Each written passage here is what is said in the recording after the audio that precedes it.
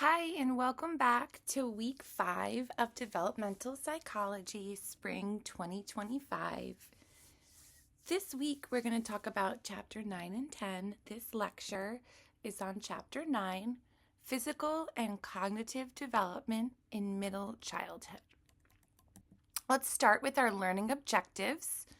We want to be able to describe physical changes in health in school-aged children, describe cognitive development in school-aged children,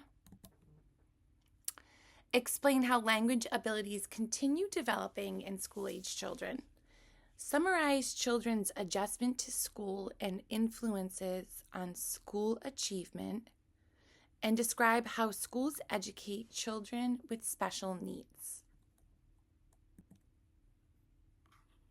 Physical development. Children between ages 6 and 11 grow about 2 to 3 inches each year and double their weight. Girls retain somewhat more fatty tissue in comparison to boys. Brain development. A number of cognitive advances occur in middle childhood due to changes in brain structure and functioning. Faster, more efficient information processing, and an increased ability to ignore distractions. The brain loses gray matter and it increases white matter.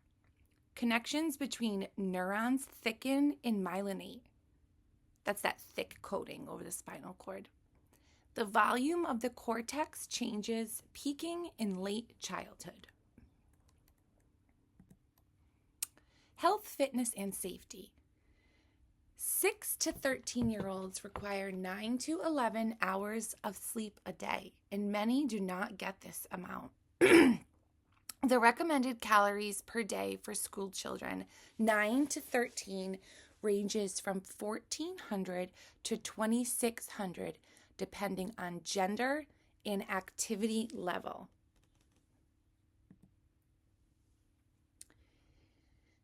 High-quality sleep has been linked to the development of emotional control, cognitive functioning, physical health, mental well-being, and school performance. Sleep problems, on the other hand, are associated with higher psychological distress. Socioeconomic status affects sleep, as well as other factors such as neighborhood noise, crime and/or violence, and perceived safety. Physical activity. Motor skills continue to improve in school-aged children, but they spend less time on sports and outdoor activities than in the early 1980s. Rough and tumble play, which involves wrestling, chasing, and hitting in a playful way, accompanied by laughing and screaming, peaks in middle childhood. Games at recess, such as jump rope, promote agility and social competence. During COVID, children with access to outdoor spaces, such as a yard, were more likely to engage in physical activity and less likely to show signs of depression or anxiety or fight with family members. In 2016, worldwide, 18% of children were considered overweight or obese.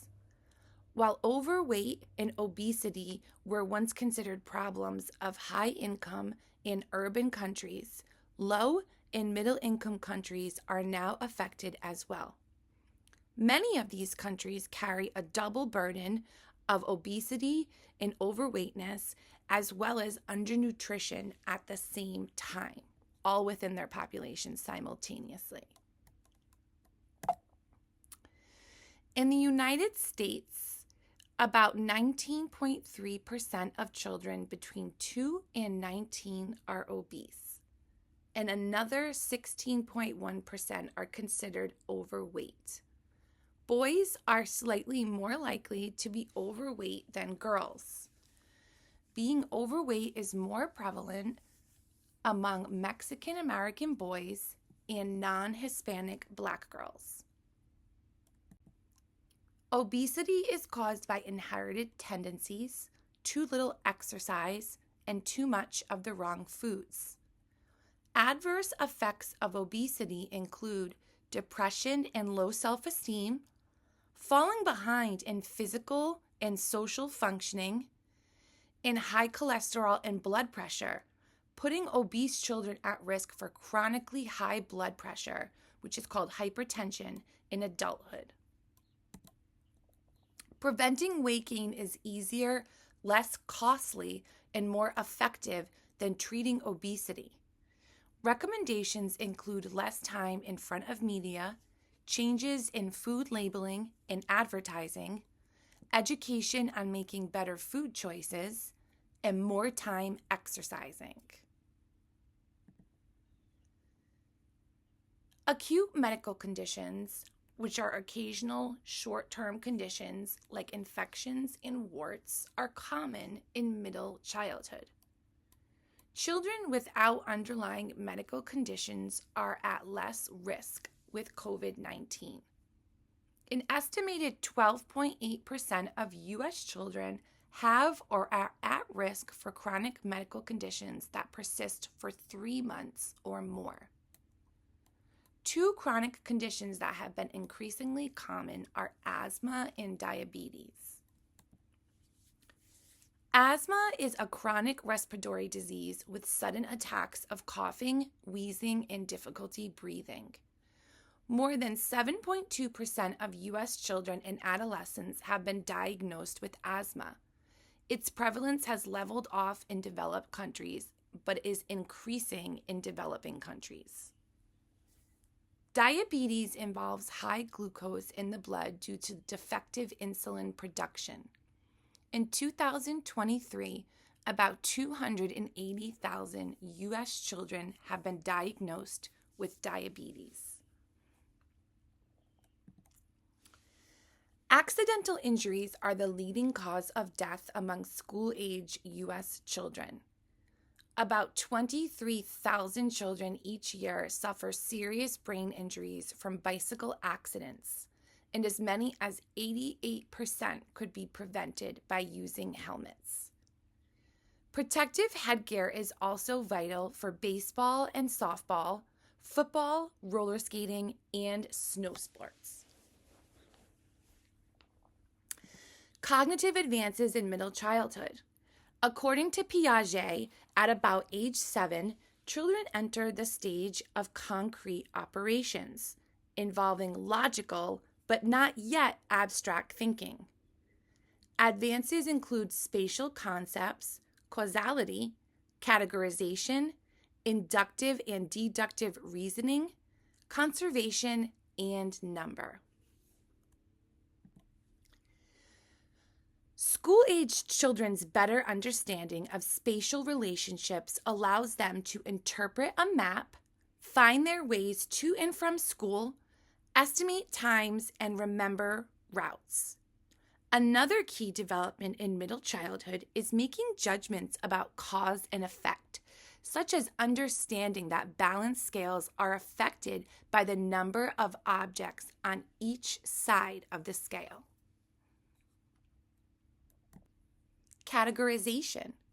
Middle childhood is also characterized by seriation, which is the ability to order items along a dimension such as time, length, or color. Examples would be sorting sticks by length, organizing toys by weight, or sorting from shortest to tallest. Another emerging ability is transitive inference, which involves understanding the relationship between two objects by knowing the relationship of each to a third object. Class inclusion is the understanding of the relationship between a whole and its parts, also becomes easier during this time. Inductive reasoning involves making specific observations about a class, for example, people or events, and then drawing conclusions about that class as a whole. By contrast, deductive reasoning starts with a generality about a class and applies it to particular members of the class. Piaget believed children in this stage used only inductive reasoning. More recent research shows both types of reasoning emerge as early as the 2nd grade. conservation. Concrete operational children understand identity, reversibility, and decentering. By age 6 or 7, children can count in their heads. By age 9, most children can count up and down. Children also become more adept at solving simple story problems. They also improve at estimating distances between numbers, the length of a line, and the number of candies in a jar. In the information processing approach, school-age children make steady progress in abilities to sustain attention, process and retain information, and monitor their behavior. Executive function refers to the conscious control of thoughts, emotions, and actions to accomplish goals or solve problems. Executive function develops as the prefrontal cortex is pruned and pathways become more myelinated. Environmental influence, such as the family environment and school, also matter and have influence. Selective attention is the ability to deliberately direct one's attention and shut out distractions. School-age children can concentrate longer than younger children. This ability may depend on inhibitory control, the voluntary suppression of unwanted responses. The increased capacity is due to neurological maturation and is one reason memory improves during middle childhood. Working memory involves short-term storage of information that is actively being processed, such as computing 42 multiplied by 60. Working memory efficiency increases greatly in middle childhood, including processing speed and storage capacity. Training programs can improve working memory capacity, have been shown to be associated with changes in brain activity in frontal and parietal cortex, basal ganglia, and dopamine receptor density. Mnemonic strategies are memory strategies such as external memory aids, rehearsal, organization, and elaboration. Metamemory is one component of metacognition and can be described as the knowledge of and reflection about memory processes. It's basically the awareness that we have a memory and we are able to use it. And we are also able to reflect upon the processes involved in which. Psychometrics involve the quantitative measurement of variables like intelligence. So quantitative, again, is being able to give some type of number to something, versus qualitative, which is being able to describe it in some type of way. Tests such as the Wechsler Intelligence Scale for children provides scores on verbal tests of general information and arithmetic, and performance tests like puzzles and drawing missing parts of a picture. Scores pinpoint a child's strengths and help diagnose specific problems. The IQ controversy. Those in favor of IQ tests point out that there is extensive reliability and validity data, and that scores are fairly good at predicting academic achievement. Criticism of IQ tests include that the tests underestimate the intelligence of children in ill health or who perform poorly on tests. They also do not directly measure native ability, but instead measure current knowledge. Both heredity and environment influence intelligence through brain development, schooling, race, ethnicity, and socioeconomic status, and through culture. Measures of intelligence vary by culture. For example, Western cultures often time their intelligence tests, implying that speed is important. A culture-free test would be a test with no culture-linked items. A culture-fair test would be a test consisting of only of experiences common to all people, and this is virtually impossible to produce. Gardner's theory of multiple intelligence looks at the idea that people do not just have a global sense of intelligence, but it can be more specific. One critique of IQ tests is they focus on abilities only useful in schools. Gardner's theory of multiple intelligence is that each person has several distinct forms of intelligence. According to Gardner, there are 8 different types of intelligence, and conventional IQ tests only tap into 3 of them: linguistic, the use of language, logical, mathematical, and to some extent spatial. Here is the list of the 8 intelligence according to Gardner: linguistic, logical, mathematical, spatial, musical, bodily kinesthetic, interpersonal, intrapersonal, and naturalistic. Sternberg's triarchic theory of intelligence focuses on 3 processes involved in intelligent behavior. The componential element involves efficient processing of information to solve problems and evaluate results. The experiential element involves creativity and thinking originally. The contextual element involves determining the most appropriate action in a given situation. Tacit knowledge is not formally taught, but necessary to get ahead. Other intelligence tests.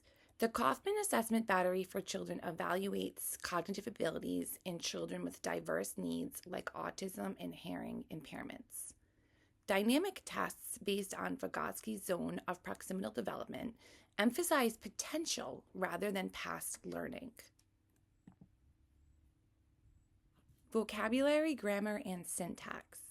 School-age children increasingly use precise verbs, understand that words like run have more than one meaning, and can tell from the context which meaning is intended.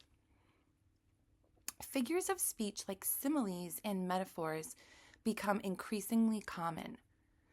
Sentence structure becomes more elaborate, including more subordinate clauses. Clauses that begin with however and although are still not common until early adolescence. The major area of linguistic growth in the school years is pragmatics, which is the social context of language. Conversational skills improve, such as recognizing breakdowns in communication and doing something to repair it. Children also improve at narrative skills. Most 6-year-olds can retell the plot of a short book, movie, or television show. Second language learning. In 2019, 23% of U.S. children ages 5 to 17 spoke a language other than English at home. Some schools use an English immersion approach in which instruction is presented only in English. Bilingual education involves teaching in 2 languages, first learning in native language and then switching to English. The programs can encourage children to become bilingual, which is fluent in 2 languages, and feel pride in their cultural identity. Literacy. The process of decoding is when a child matches visual features of letters and the phonemes and remembers which ones go together. The phonetic approach, or code emphasis approach, involves sounding out a word and translating it from print to speech before retrieving it from long-term memory. The whole language approach emphasizes visually based retrieval of entire words from memory, and it is not well supported by research. So one is more like the sounding out approach, and then the whole language approach would be like sight word memorization, which has a place, but the research has not supported that it's the best way to expose children to literacy development for reading purposes. A variety of factors influence academic achievement. These include self-efficacy beliefs, gender, parenting practices, socioeconomic status, peer acceptance, educational methods and class size, and computer and internet use and accessibility. Educating children with special needs. An intellectual disability consists of significantly below normal cognitive functioning. It is indicated by an IQ of 70 or less, coupled with less than age-appropriate adaptive behavior scores. A learning disability is a disorder that interferes with specific aspects of learning and school achievement, such as dyslexia, which is a developmental language disorder in which reading achievement is substantially below the level predicted by the child's IQ or the child's age. Attention deficit hyperactivity disorder, or ADHD, is marked by persistent inattention, impulsivity, low tolerance for frustration, and an inappropriate level of overactivity. Approximately 6 million Jewish children were diagnosed with ADHD, which reflects about 10% of the population. ADHD is often managed with a combination of drugs, behavioral therapy, counseling, training in social skills, and special classroom placement. Gifted children. Multiple criteria are used for admission to programs for gifted children, including achievement test scores, grades, classroom performance, creative production, parent and teacher nominations, and student interviews. About 6.6% of the student population is considered gifted. They tend to grow up in enriched family environments with intellectual and artistic stimulation. Creativity is the ability to see situations in a new way, to produce innovations, and see new solutions to old problems. IQ tests tend to measure convergent thinking, which is thinking aimed at finding one right answer to a problem. Divergent thinking involves coming up with a wide array of fresh, diverse possibilities. Scores on creativity tests are associated with personal and public achievements. Programs for gifted children stress either enrichment or acceleration. Enrichment programs broaden and deepen knowledge and skills through extra activities like field trips. Acceleration programs speed up education through early school entrance and grade skipping. Ability grouping helps children academically while not harming them socially.